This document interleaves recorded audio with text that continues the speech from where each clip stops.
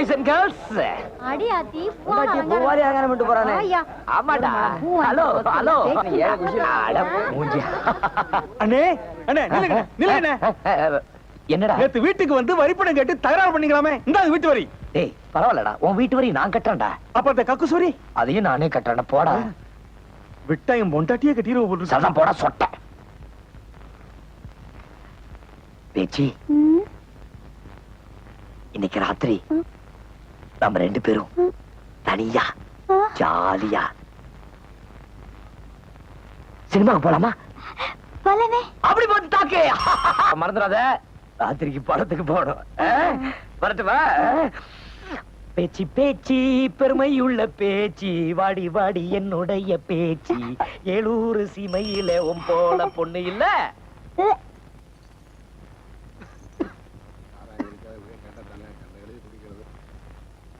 என்ன பச்சி, உனக்காக எவ்வளவு நேரம் காத்துட்டு இருக்கிறது? மாமா கிட்ட மாட்டுக்கிட்டேன்டா. சரி சரி வா, சீக்கிரம் போலாம். 2 நாள் கழிச்சு வந்து பாருங்க. சரிங்கம்மா.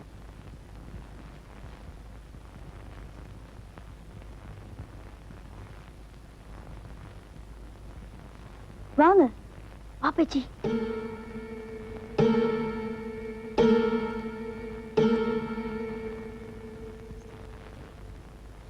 உங்கள யாருக்கு உடம்பு சரியில்லை? உட்காருமா.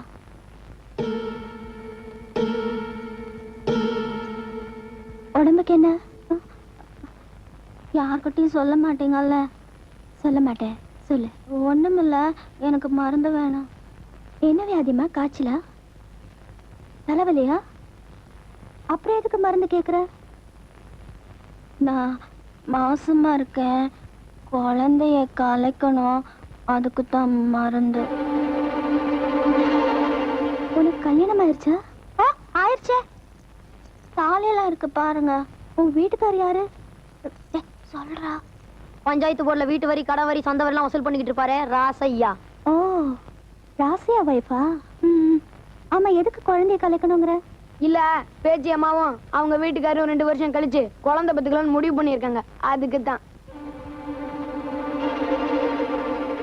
சரி, அவர் வரலையா? ஏதோ ஆபீஸ்ல அவசர வேலையா, நீ போய் கழிச்சிட்டு வான்னு இந்த பசங்களை துணைக்கு அமிச்சாரு இல்லடா. சரி, நீங்களா வெளியில இருங்க. ஏன் அவங்கள வெளியே போக சொல்றீங்க? அவங்களும் கூடவே இருக்கட்டும். நான் உன்னை டெஸ்ட் பண்ணி மருந்து மாத்திரை எல்லாம் கொடுக்க வேணாம்?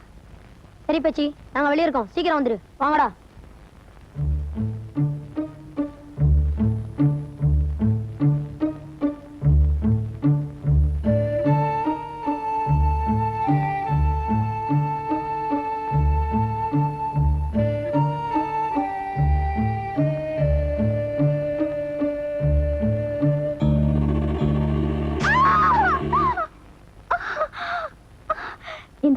இந்த மாதிரி தினம் 3 வேளைக்கு சாப்பிடு.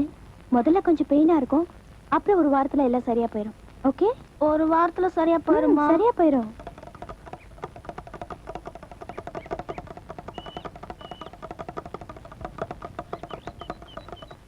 Good evening doctor. மணி, நீ முதல்ல ஹாஸ்பிடலுக்கு போ, நான் பின்னால வரேன். சரிங்கம்மா. ஆமா, என்ன இதெல்லாம் கடைகிட வைக்க போறீங்களா என்ன? இல்ல டாக்டர், பிறக்க போறேன் என் குழந்தைக்கு. அதான் முன்னேற்பாடா இதெல்லாம் வாங்கிட்டீங்களா? குழந்தை வயித்துல இருக்கும் போதே இவ்வளவு பொருள் வாங்கிருக்கீங்களே, பிறந்துட்டா உங்களை பிடிக்கவே முடியாது போல இருக்கே. எல்லா சந்தோஷத்துக்காக தான் டாக்டர். அப்ப உங்க வைஃபுக்கு உங்களை காட்டிலும் குழந்தை பெத்துக்க ரொம்ப ஆசைன்னு சொல்லுங்க. என்ன இருக்காதுங்களா? பிறக்க போற குழந்தை என்ன மாதிரி சிவப்பா குழுகுழுன்னு இருக்கணும் பாருங்க, அதுக்காக குங்குமப்பூ உள்ள வாங்கிட்டு வந்திருக்கேன். அப்புறம் குழந்தை மேல கண்ணு பற்ற கூடாதுங்கிறதுக்காக திஷ்டி கயிறு, அரணா கயிறு, அரைமுடி. பொம்பளை புள்ள பிறந்தா மறைக்கணும் பாருங்க, ஆம்பளை புள்ள பிறந்தா குஞ்சு மணி. மொத்தத்துல என் பொண்டாட்டி குழந்தை எல்லாம் ரொம்ப உசுருங்க. குழந்தை மேல மட்டும் இல்லைங்க, நம்ம மேலையும் தான். இன்னைக்கு ராத்திரிக்கு 2 பேரும் ஒன்னா தெய்வ மக சினிமா போறோம். என்ன டாக்டர், கண்ணுல தூசியா? உங்க வைஃப் உங்களை ரொம்ப ஏமாத்திட்டாங்க. என்ன என்ன சொல்றீங்க டாக்டர்? எஸ், நீங்க குழந்தை வளரணும்னு நினைக்கிறீங்க, அதை அவங்க கலைக்கணும்னு நினைக்கிறாங்க. இன்னைக்கு காலையில உங்க வைஃப் ஹாஸ்பிட்டலுக்கு வந்து வயிற்றுல இருக்கிற குழந்தைய கலைக்கணும்னு சொல்லி அடம் பிடிச்சாங்க. நானும் எவ்வளவோ எடுத்து சொல்லியும் அவங்க கேட்கல. வேற வழியே இல்லாம நான் மருந்து மாத்திரையெல்லாம் கொடுத்து ஊசி போட்டு அனுப்பிச்சேன்.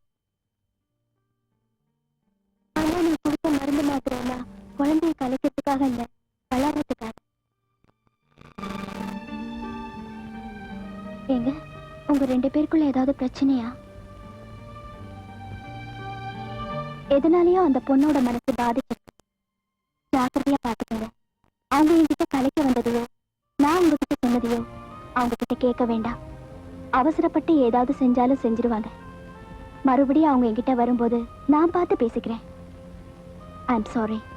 மே காட் பிளஸ் யுவர் சைல்ட்.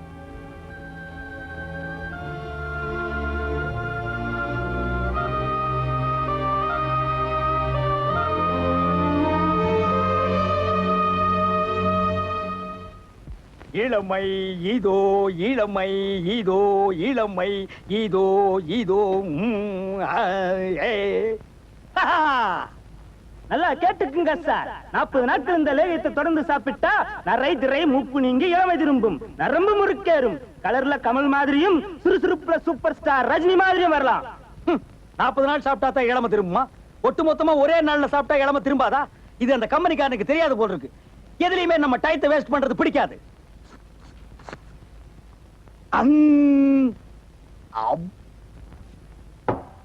நாளைக்கு பொழுது விடிஞ்சா நம்மளோட இளமை அழகு எல்லாமே சிகப்பிக்கு தெரிஞ்சு போயிரும். அப்புறம் லவ்வோ லவ் தான். சிகப்பி எத்தனை அழகு 20 வயதினிலே, லவ் லவ் எத்தனை கனவு எங்கள் கண்களிலே, ரிம் ஜிம் எத்தனை மலர்கள் பருவத்தின் தோட்டத்திலே, டிங் டாங் எத்தனை மணிகள் இதயத்தின் கோயிலிலே.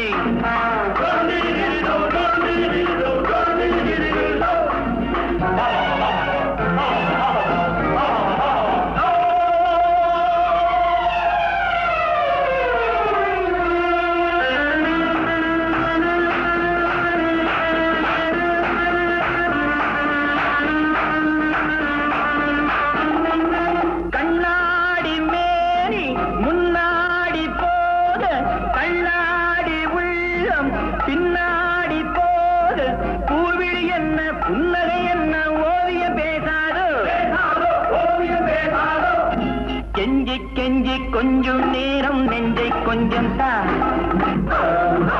எத்தனை அழகு 20 வயதினிலே, எத்தனை கனவு எங்கள் கண்களிலே.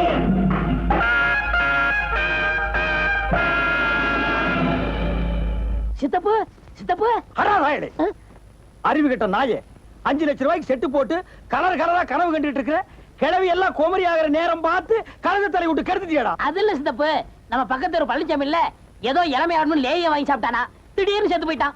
ஐயோ அம்மா,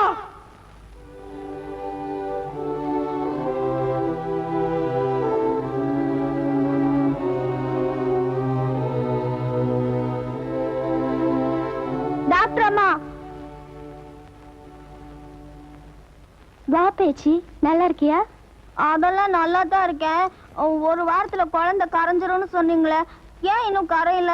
வவுத்துல ஏதோ கடாமுடான்னு சத்தம் எல்லாம் கேக்குது. ஏன் சிரிக்கிறீங்க? இனிமே அதை கரைக்க முடியாது, குழந்தை வளர்ந்துடுச்சு. அப்போ நீங்க கொடுத்த மருந்தெல்லாம் பொய்யா?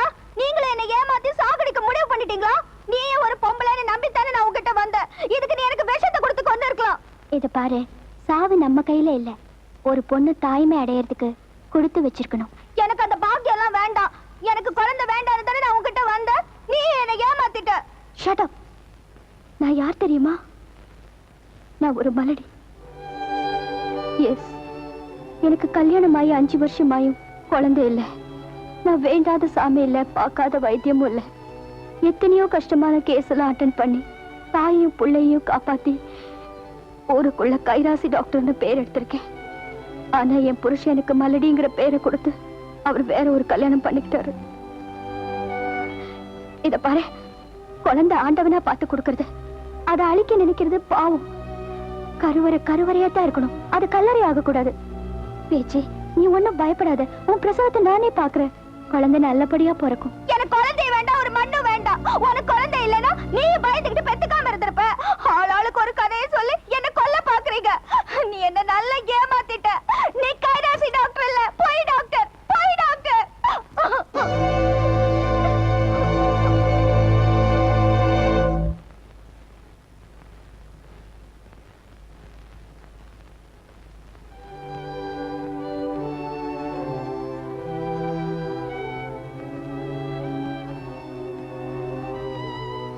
உங்களுக்குள்ள இவ்வளவு சோகத்தை வச்சுக்கிட்டு ஊருக்காக எவ்வளவு பெரிய சேவை செய்யறீங்க. எனக்கு ஒரு உதவி பண்ணணும். ஷூர். என் பொண்டாட்டி வயித்துல இருக்கிற குழந்தைய கலைச்சிருங்க டாக்டர். என்ன என்ன என்ன பேசுறீங்க நீங்க? அவங்க தான் படிக்காதவங்க, ஏதோ விவரம் தெரியாம பேசிட்டாங்க. ஆனா நீங்க ஏற்கனவே நான் என்ன பாவம் செஞ்சேனோ ஆண்டவன் எனக்கு குழந்தைய கொடுக்கல. மடிக்கணும் இந்த மலடிக்கு தெரியாம இருக்கலாம், ஆனா மத்தவங்க மனசுக்கான எனக்கு தெரியும். பேச்சுக்கு மட்டும் இல்ல, வேற எந்த பொண்ணுக்குமே நான் இந்த பாவத்தை செய்ய மாட்டேன். பேச்சியம்மா பொறுத்த வரைக்கும் அது பாவம் இல்ல டாக்டர். தயவு செய்து அதை கலைச்சிருங்க. அவ சந்தோஷமா இருக்கட்டும். சாரி ராசையா, என்னால மட்டும் இல்ல, இப்ப அவங்க இருக்கிற நிலைமையில வேற எங்க போனாலும் கலைக்க முடியாது. ஏன்னா குழந்தை வளர்ந்துருச்சு. அதையும் மீறி நீங்க கலைக்கணும்னு முயற்சி பண்ணீங்கன்னா உங்க மனைவி உயிருக்கு தான் ஆபத்து. ஓகே, உங்க வைஃப் குழந்தை பெத்துக்க மாட்டேன்னு ஏன் அவ்வளவு பிடிவாதமா இருக்காங்க? அது அவ பக்கத்து வீட்டு பொண்ணு அவ கண்ணு முன்னாடியே குழந்தை பெற முடியாம செத்து போயிட்டா. அது பார்த்ததுல இருந்து இவளும் குழந்தை பெத்துக்கிட்டா செத்து போயிடுவோன்னு பயப்படுறா. It's not a major problem, just a psychological problem. நாளைக்கு நீங்க எப்படியாவது உங்க வைஃப் ஹாஸ்பிட்டலுக்கு கூட்டிட்டு வாங்க. நான் ஒரு பிரசவம் பார்க்க போறேன். அதை அவங்க நேரடியா பார்த்தாங்கன்னா அவங்க பயம் தெளிஞ்சிரும்னு நினைக்கிறேன். சரிங்க டாக்டர்.